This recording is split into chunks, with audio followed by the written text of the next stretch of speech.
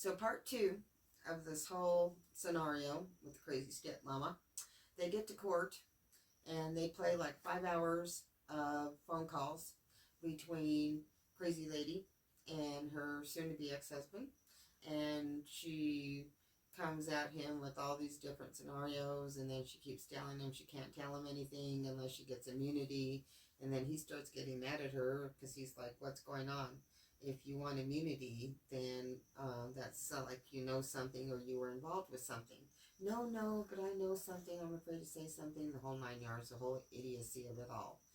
And then she becomes accusatory, most narcissists do, because nothing's ever their fault. And then they get into the various things that happen. She brings up the fact that she made an agreement with the guy off of Craigslist to come in and fix her house up, or do her carpet, pardon me, not fix her house up. And then, while that's happening, she's out doing errands with the kids, and so she gives him the code to get in through the garage so he can, I guess, leave freshening stuff. She's not worried about anything happening in the house or anything like that because the kids were with her.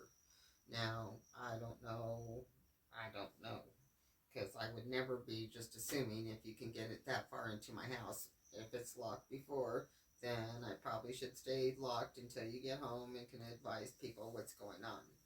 So then supposedly the man is in the house. His name is Eduardo and some other slash name. I can't remember. I'm only remember the Latin or the Latino one right now because of obviously.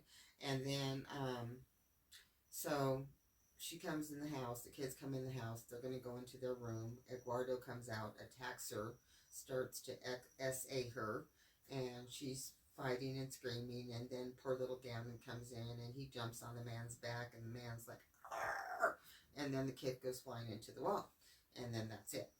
And then the other one is that she comes in, somehow she hits her head, she gets woozy, she can't tell what's going on, but the kid decides to take off with this person, and he calls this person Uncle something or another, which is non-existent uncle, but then he goes willingly. And then the other one is, gosh, she changed her story so many times, it's like so hard to keep up with. And if you just listen to these phone calls, it'll give your ears start to bleed. I don't know how the man did it other than trying to know that he needed it for evidence for his baby. So she just goes through all this rigmarole and such narcissistic behavior. I don't even know what to say. And then part of that time that she's arrested, she tries to get out of her handcuffs and she tries to fight with the sheriff.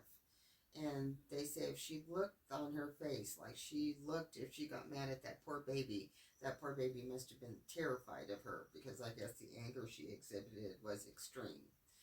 Her daughter loved her so much and believed in her so long until she finally came forward and said she needed a plea bargain because of these mental issues. And the judge took her to task for saying she had mental issues. Out of like 3 psychiatrists that seen her, none of them really came forward and gave her an extreme diagnosis to cover up for what her behavior is. So that wasn't working.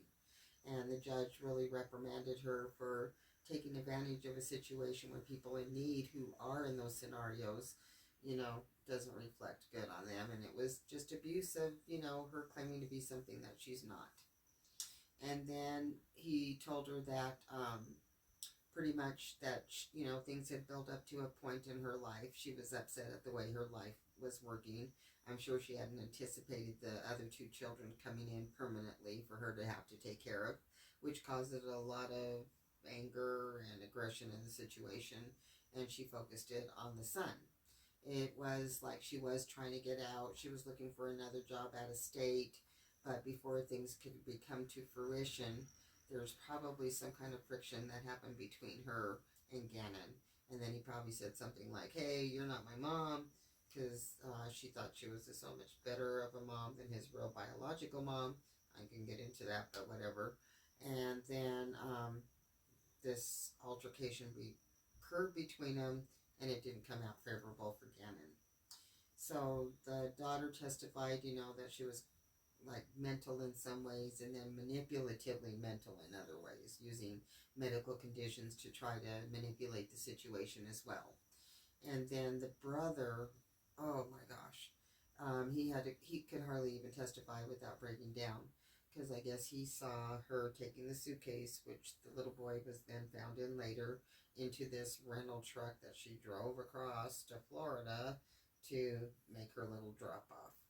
Now that he realizes what was happening, I guess he felt something in his inner being when he saw her with the suitcase, because she was struggling with it so badly, and he figured there was something weird going on with that then there. You know how it is, your gut tells you something, but then he didn't want to believe it. Who wants to believe their family would do something like that? Then the heartbreaking thing of the parents doing their statement, the dad just completely breaking down, feeling so horrible that he had trusted this woman with his child. I think the judge did an excellent job. I have served on homicide trials before. It's no easy duty. I cried a lot. I was the only standout to keep this person put down. That was a really hard position to be in. But I believe that the kid was only, 22 at the time. Gosh, I couldn't believe it. Anyway, this is so not so far from where we are now. Crazy lady got what she was coming. I feel sorry for the family. There's nothing that's going to replace the beloved space of a child who's gone now. Those milestones are gone. You'll never be able to go through all of these things that you look for and anticipate and want to have with your children. My heart goes out to them. My prayers go out to them. I hope the little bit of justice that they got in this situation makes them feel better. For the daughter, girl, shoot, get out there and live your best life and don't look back. To all the yous out here tonight, love you all. Y'all take care now. Take care of each other. Be safe out there. If you see something, say something. In the meantime, I'll see you for my next episode. Good night now.